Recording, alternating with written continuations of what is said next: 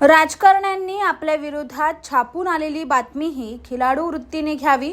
तुम्ही पत्रकारांशी मैत्री करा, त्यांच्या पत्रकारितेशी नव्हे, असं मत अंबरनाथच्या पत्रकारांनी व्यक्त केलं. पत्रकार दिनानिमित्त अंबरनाथचे माजी नगराध्यक्ष सुनील चौधरी यांच्या वतीने आयोजित पत्रकारितेवर राजकीय मैत्रीचा परिणाम या परिसंवादात पत्रकारांनी आपलं हे मत व्यक्त केले. यावेळी ज्येष्ठ पत्रकारांचा सन्मानही करण्यात आला. राजकारणी पत्रकार यांचा रोजचा संपर्क येत असतो.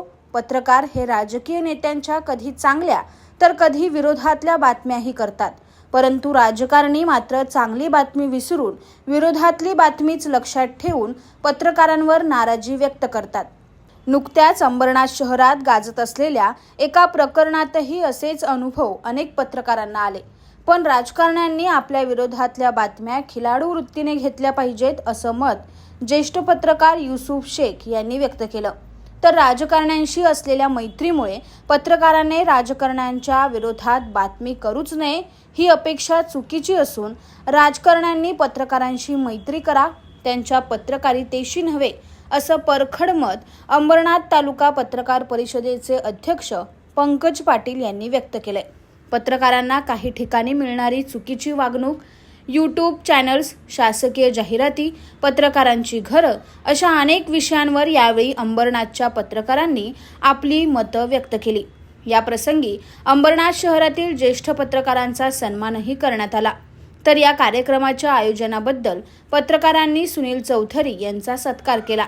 या कार्यक्रमाला आयोजक माजी नगराध्यक्ष सुनील चौधरी यांच्यासह गुणवंत खिरोदिया, दत्ता घावट, निखिल चौधरी, पत्रकार समन्वय समितीचे कमर काझी, पंकज पाटील, राजेंद्र सूर्यवंशी, सुनील अहिरे तसंच अंबरनाथ शहरातील सर्व प्रिंट, इलेक्ट्रॉनिक आणि डिजिटल माध्यमाचे पत्रकार उपस्थित होते.